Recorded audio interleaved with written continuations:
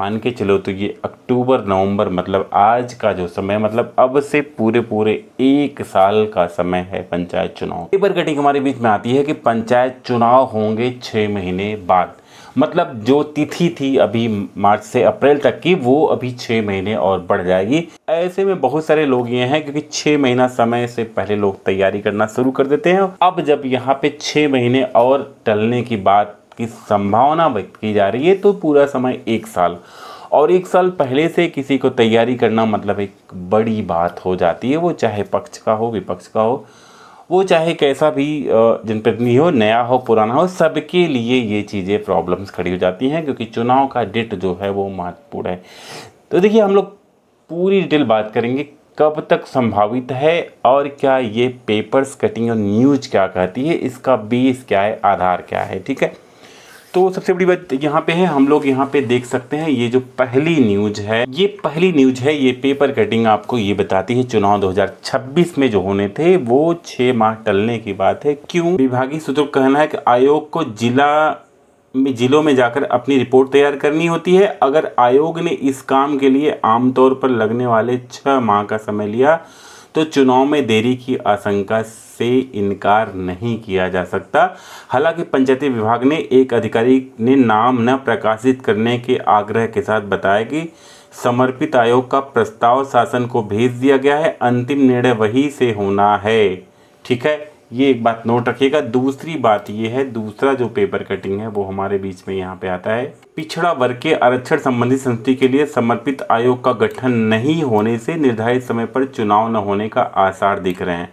इस आयोग ने अगर भविष्य में अपनी सिफारिशें देने में 6 माह का समय मांग लिया तो चुनाव में देरी हो सकती है और तय समय पर पंचायत चुनाव नहीं हो पाएंगे। जैसे कि 26 मई को कार्यकाल जो है ये ख़त्म होता है और 26 मई से अगर 6 महीना कर लिया गया, मान के चलो तो ये अक्टूबर नवंबर मतलब आज का जो समय मतलब अब से पूरे 1 साल का समय है पंचायत चुनाव। अब ये जो पिछड़ा हमारा आयोग है ये इसका गठन होना है और ये करता क्या है देख सकते हैं यहाँ पे। तो हालांकि उसमें पहले नगर निकाय चुनाव की तैयारी, ओबीसी आरक्षण के लिए और फार्मूले को फाइनल करना होगा। इसके लिए समर्पित अन्य पिछड़ा आयोग का गठन करना पड़ेगा।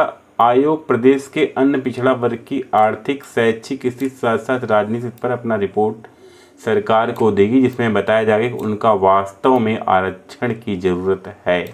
ठीक, एक रिपोर्ट, तो रिपोर्ट के लिए आयोग की जरूरी, आयोग का गठन भी अभी तक नहीं हो पाया है।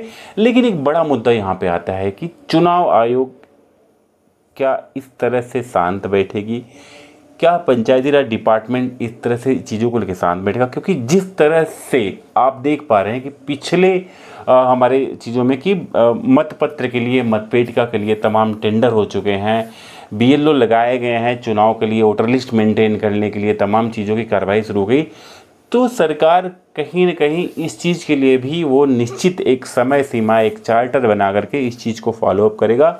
और मेरा जहाँ तक कॉन्सेप्ट है पंचायतों में लगातार इन चीज़ों को रीड करने के बाद कि क्योंकि सारे चीज़ हो गए हैं तो इनके लिए पंचायत चुनाव को पीछे करने की कोई औचित्य नहीं बनेगा।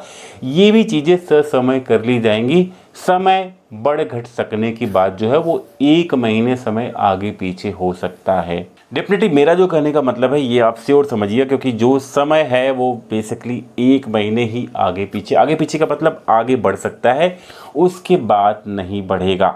जो क्योंकि ये जो सारी चीज़ें अभी तक जो फ्यूचर चली आ रही है, जो चुनाव की रिपोर्ट है, जो विभाग की रिपोर्ट है, जो पंचायती राज की एक्टिविटी है, वो सारी चीज़ें यही कहती हैं कि जो समय सीमा है वो बहुत बढ़ेगी। तो अप्रैल से जाएगा मई के आगे ये चीज़ें पोस्टपोन नहीं हो सकती। इसलिए अभी तक की जो ये न्यूज़ें हैं ये आधारित पिछले न्यूज़ के हिसाब से कि पिछड़ा आयोग भी जल्द ही गठित हो जाएगा, गुप्त रूप से गठित हो जाएगा, वो भी हमें बाद में सूचना मिलेगी और आयोग गठित होने के बाद त्वरित रूप से अपनी रिपोर्ट भी वो प्रस्तुत कर लेगा और आगामी आने वाले समय में ये चुनाव पॉसिबल हो जाएगा। तो वीडियो पसंद आए तो लाइक करेगा। मिलते हैं फिर किसी अपडेट के साथ में, तब तक के लिए जय हिंद, बाय दोस्तों।